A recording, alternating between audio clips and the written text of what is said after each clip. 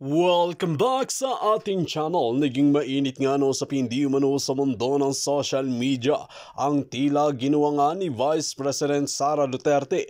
Dito nga natin makikita mga kaibigan na talagang pinapahiya niya nga ang kanyang mga kalaban at sa mga naninira sa kanya sa kanyang kabutihan na ginagawa. Dito nga natin makikita mga kaibigan na kamakailan nga ay nagkaroon ng matinding paglilindol sa Mindanao at unang-unang ngang umaksyon dito si Vice Presidente Sara Duterte. Dito nga natin mapapatunayan mga kaibigan ang kanyang pagmamahal sa taong bayan dahil talagang pinaglilingkuran niya ang bumoto sa kanya at ayaw niya ngang madismaya ang ating mga kababayang mga Pinoy. Dito natin makikita mga kaibigan ang mga tambaluslos gaya lamang ni Kuting, Lisa Smugs at ni Romualdez ay tila tahimik nga sila at pinapabayaan lamang nila ang pagiging crisis na nangyayari mano sa loob ng Mindanao area. Dito nga natin makikita na hanggang salita lang sila at pangungulimbat ng kaban ng bayan. Well mga kaibigan, tila nakakalungkot talagang isipin na sayang naman kung hindi nila gagamitin ang pera na nakalaang budget para sa taong bayan, mas malaki pa ang nakukuha nilang mga pera kaysa yung naitutulong nila sa ating mga kababayan. Well mga kaibigan, sa hindi pa nga nakakaalam, try ninyong panuorin at tignan nyong mabuti at pag-aralan sa bilyong-bilyong project at ikumpara ninyo sa ginagawa ng mga tambaluslos na ito kung pasok ba ang budget or mas malaki pa talaga ang nakakulimbat nila. Makikita natin sa kanilang mga proyekto ay halos palpak dahil mas gusto pa talaga nila na malaki ang kanilang kinukuha. Well mga kaibigan, para nga sa karagdagang impormasyon, panoorin nga natin ang buong video. At kung bago ka lamang sa akin channel, huwag kalimutan i-click ang subscribe button at notification bell para lagi kang updated sa ating mga bagong video. At para sa sulit viewers natin dyan, maraming salamat sa walang sawang pagsuporta. Mga kababayan, nakakabahala po ang malakas na lindol na nangyari sa Mindanao kaninang alas 4 ng hapon. Ako man ay nakaranas din ng malakas na lindol noong ako ay alkalde ng Davao. At meron itong dala na trauma. Kinakailangan natin maging kalmado at unahin ang pag-check ng ating mga bahay at gusali para paghanda sa mga aftershocks. Nakuha na po natin ang report ng Office of Civil Defense at tayo ay bahagi ng meeting para sa Disaster Council Response Cluster. Lahat ng local disaster councils sa mga lugar na nilindol ay dapat meron ng report at nasimulan na ang kanilang pagresponde lalo na sa pagbalik ng kuryente sa apektadong lugar. Sa mga kalamidad na katulad nito, lumalabas po ang kahalagahan ng ating mga earthquake drills at iba pang pagsasanay para sa kandaan. Manatili po tayong kalmado, matatag at nagkakaisa. Syukran. Okay, iyan po ang ating Vice Presidente. Very decisive action kaagad. Nangyari yung lindol November 17 ng hapon. Gumalaw kaagad, nandyan na siya sa kung where the action is. Hindi katulad ng ating Pangulo. Maalala nyo, last year ba yun? Kasagsagan ng bagyo. Nandun siya sa Singapore, nanonood ng F1 car race. Grabe. So, dito mo makikita ang character, leadership ng isang tao in times of calamity. Ang presidente, nako, gumagastos ng pera ng taong bayan para manood yung kanyang addiction o bisyo, manood ng pagkamahal na car race. Mabuti lang sana kung pera niya yung ibinayad niya sa F1 car race sa Singapore last year. Tapos inulit na naman niya this year. Sabi lang daw, na may ASEAN Summit sa Singapore. Kaya lang sa totoo lang yun, manood. So, last year, bumabagyo. Nanood. This year, September ata yun, taas ng presyo, nanood na naman. Grabing klaseng Pangulo natin na ito. Okay, so, ayan po, kalmado. Importante kasi yung ganun makapagbigay ka kaagad ng mensahe. Para yung affected kasi ang leadership, someone who inspire, who motivates. Pag narinig ang boses ng leader, yung mga sundalo, pag alam namin na ang leader namin nandun, example, ako, nung tinyente ako, bakbakan na, ako ang nangunguna. Yung mga sundalo ko halos ayaw nang gumalaw dahil siguradong kamatayan yung kaharap namin. Pumuputok yung kalaban, mas marami sila. Kailangan ako'y nauna. Pag sinabi ko, move! Advance! Ako naunang nag-advance. Oh, that's leadership. Nung nakita ng aking platoon sergeant na ako nang naunang nag-advance, kasi nakita ko, pag hindi ako mag-move, mamamatay kami lahat. Oh. Advance! Fire! Maneuver! Oh, ako ang unang nag-maneuver. Sumunod yung aking platoon sergeant. Di sumunod sila lahat. Oh, to make the long, yan po yung aking first encounter.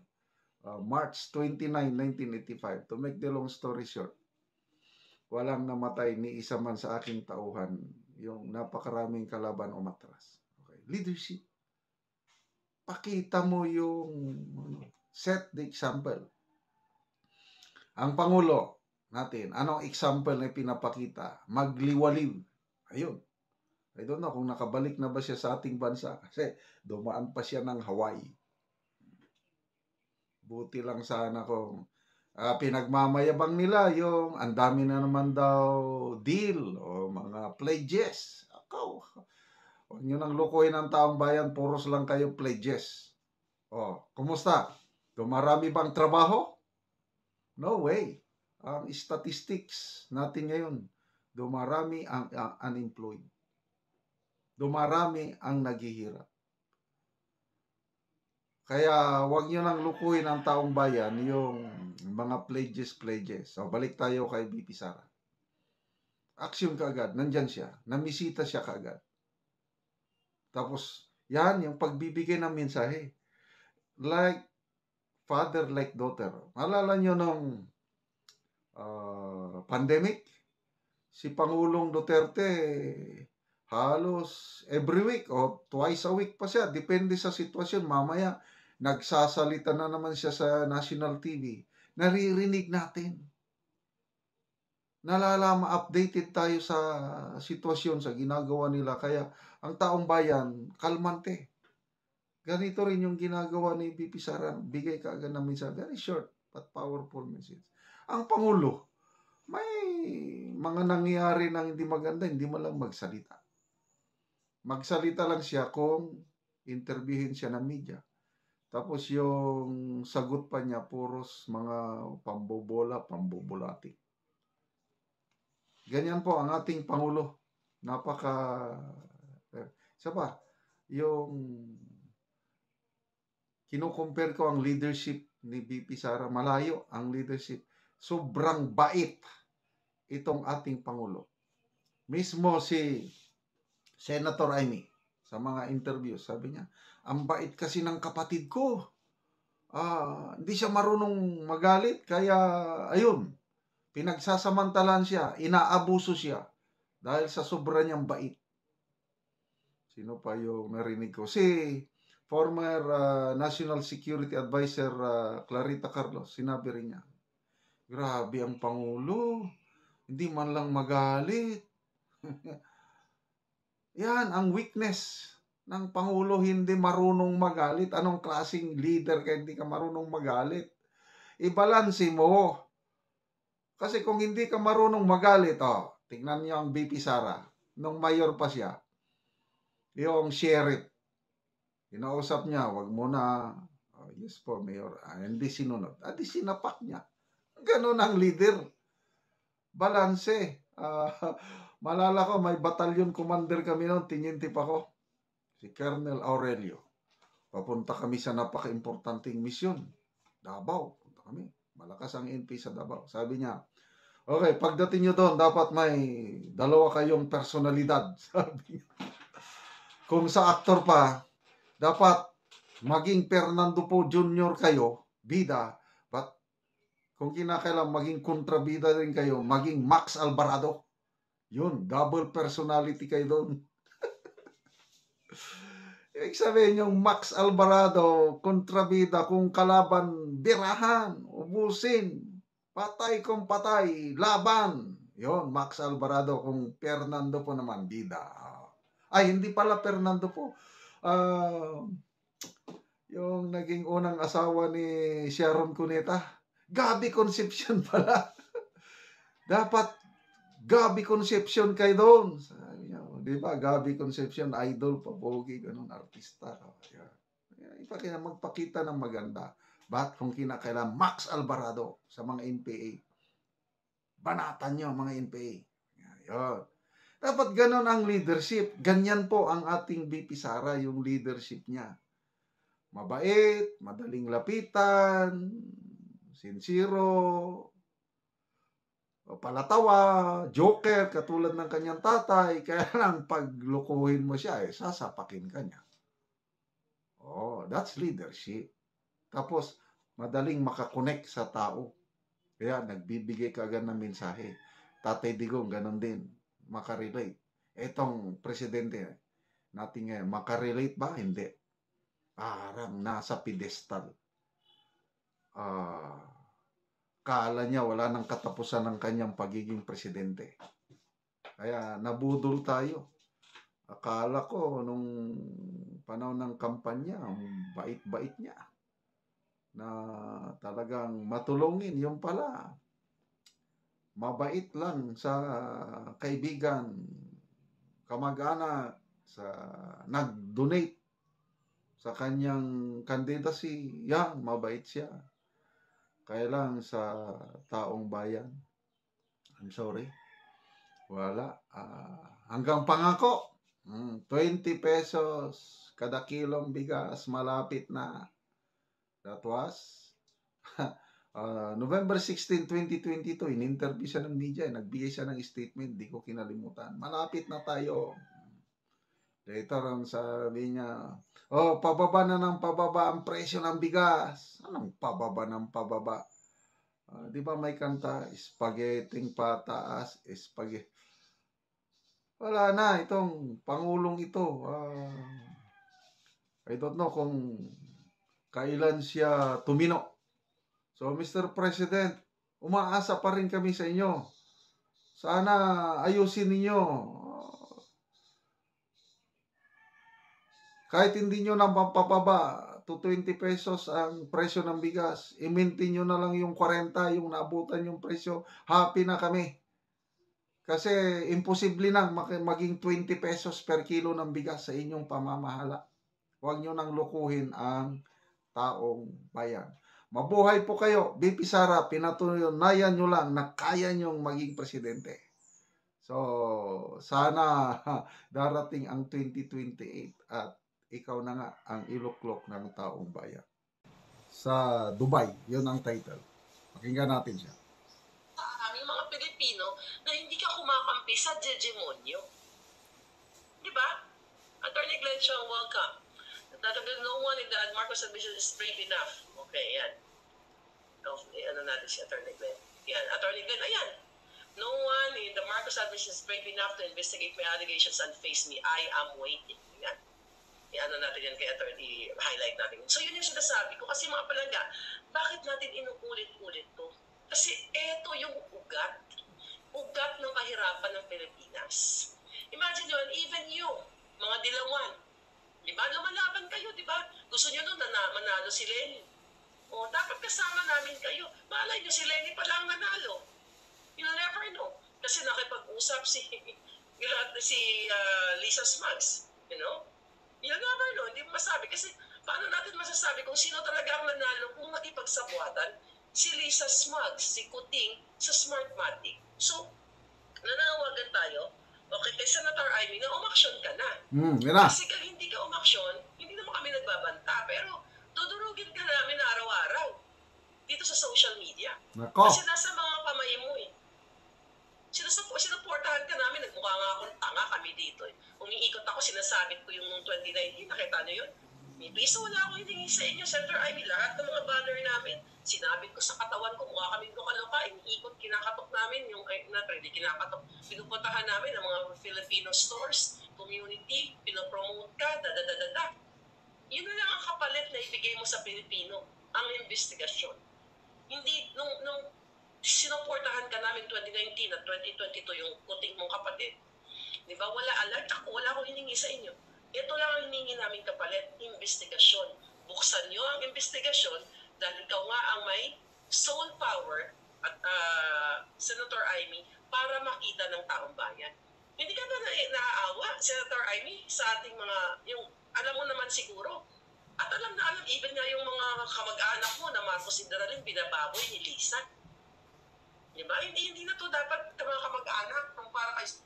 So, okay, ang panawagan ni Fair Lady Maharlika is si Senator Amy, siya ang chairman sa Committee on Electoral Reform sa Senado. Ngayon, itong si Attorney Glenn Chong,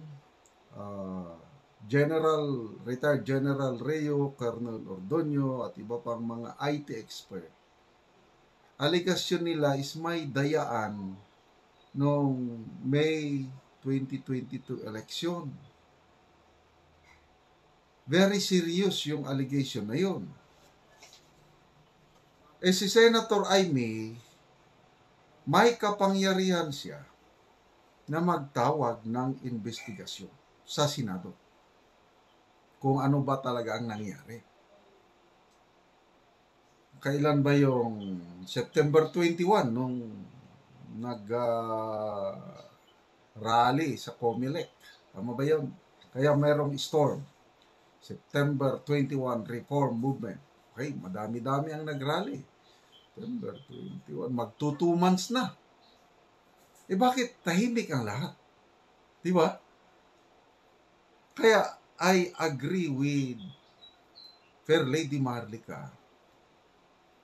Ito yung pagkakataon ni Senator Amy na para siya sa katotohanan, para siya sa taong bayan. Dapat magpatawag siya ng investigasyon sa Senado. So, gagawin ba niya yan? Yan ang tanong. Si Senator Amy lang yan. But kung pakinggan natin si Attorney Glenn Chong, nag-comment siya kagad, nanonood ng live ni Madam Maharlika. Sabi niya, no one is brave enough in the PBBM admin to investigate my allegation. Wow! Kaya dito, napaisip ako, Senator Amy, bilib na bilib ako sa iyo. Kaya lang, kasama na ako ngayon ni Maharlika na magbantay sa iyo. Kung hindi ka magpatawag ng investigasyon, Honorable Senator Amy, mababawasan na ang tiwala paghanga ko sa iyo. I tell you. Kasi kailangan imbestigan yan. Napaka-serious allegation. Importante yung legitimacy kasi ng administrasyon. Sample. Katulad ni Cory Aquino noon. Nag-people power sila. Nang dahil lang sa tulong ng Amerika, dahil sa kagustuhan ng Amerika na mapatalsik ang Marcos Sr., kaya naupo si Cory. But illegitimate government yun. Bakit? Ang tunay na nanalo sa recount, sa snap election, nanalo si President Marcos Sr.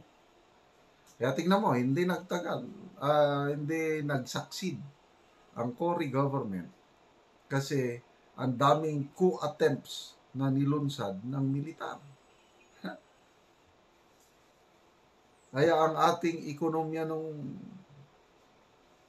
panahon yun, bumagsak to the max. Kawawa ang bansa because of legitimacy issue. So ito ngayon, ako, kini-question mark ko ang pagkapanalo ng Presidenteng BBM dahil paliwanag nila yun. Si General Rio, well-respected siya sa kanyang very competent siya when it comes to these matters. DICT Secretary yan. Yan ang trabaho niya sa signal, ang field of specialization is electronic signal communication. Ay napansin niya yan. Wala namang malay anong pakialam ni General Rio sa politika? Wala. Kaya lang, nakita ko is concern sa integrity ng baluta. Panawagan lang nila, yung grupo ni General Rio, yung Storm, electoral reform lang eh. Hindi man sila nananawagan na mag-resign si PBBM. Wala. Kanila lang na imbestigahan. Hanggat maaari, ma-disqualify na yung Smart Magic para wala nang question sa susunod na election. Walang ka-action-action itong COMELEC, gobyernong ito, kongreso, wala. Kibit balikat. Kaya, yan na. Ako, umaangal na talaga ako sa pagkikibit balikat ng administrasyon ito sa aligasyon ng dayaan noong May 2022 election. So, Senator Jaime, bakit? Takot ka ba kay First Lady? It's an open secret na hindi maganda ang relasyon ni Senator Jaime at First Lady Lisa. Noon ko pa yan nalaman. Mayroong akong puting ahas na very close sa Marcos family. Wala daw. They are not in good terms. So bakit? Total, hindi naman kayo magka-vibes. Di banggain mo na si First Lady. But ito ang nakita ko. Mahal na mahal ni Senator Jaime ang kanyang kapatid na si PBBM. Yan ang nakita ko. Kaya torn between two lovers si Senator Jaime. Hindi alanganin siya mag-conduct ng investigation kasi baka may siwalat ang katotohanan na yung apektado ang presidency ng kanyang kapatid. Yun ang nakikita ko. Kaya lang, Senator Jaime, kung makabayan ka, so what? Kasi pag mapabayaan ito, 2025, maulit na naman. 2028, maulit. Sayang lang ang boto ng taong bayan. Kalukuhan. Ako, ang tagal na hindi ako bumoto. From 1992, Miriam Ramos ang naglaban. Yun, bumoto ako. Si Miriam aking binutuhan. Kaya lang, naniwala ko may dayan. Mula nung hindi na ako bumoto. Saka na lang ako bumoto last year, election, dahil akala ko may bagong pag-asa na magbabago dahil nandiyan si BBM. Yung pala, ganon din. May aligasyon din ng lokohan sa bilangan. Kaya importante para sa akin ito na once and for all, maimbestigan ito at maliwanagan lang ang taong bayan. Investigasyon mo lang. So, ako, nakikisama na kay Marlica sa panawagan. Senator Jaime, gumalaw ka na. Pag hindi, sasamahan ko si Marlica sa pagdurog sa iyo sa social media. Sana hindi mangyari yan. Dito nga natin makikita mga kaibigan kung gaano nga ba talaga katapat itong si Vice President Sara Duterte. Ito ba ang kanilang sinisiraan? Ito ba ang kanilang tinatanggalan ng budget? Na kahit wala di umanong budget o kahit ano-ano pa ay talagang mag-a-action nga ito si Vice President Sara Duterte hanggang may hawak itong budget para sa ating mga kababayan ay hindi niya nga ito ibubulsa at gagamitin niya ito para matulungan ang ating mga kababayan. Hindi gaya ng mga korap na opisyales na kung titingnan nyo, Sa kaligatnaan or sa umpisa pa lamang ng crisis ay talagang sinisafety na nila ang kanilang sarili at ayaw nilang maglabas ng pera kahit na may budget naman ang ating pamahalaan dahil gusto nila itong hawakan at ibulsa na lang. Well mga kaibigan, kung kayo ang tatanungin ano ang inyong mga opinion, just comment below sa ating comment section at ating pag-uusapan.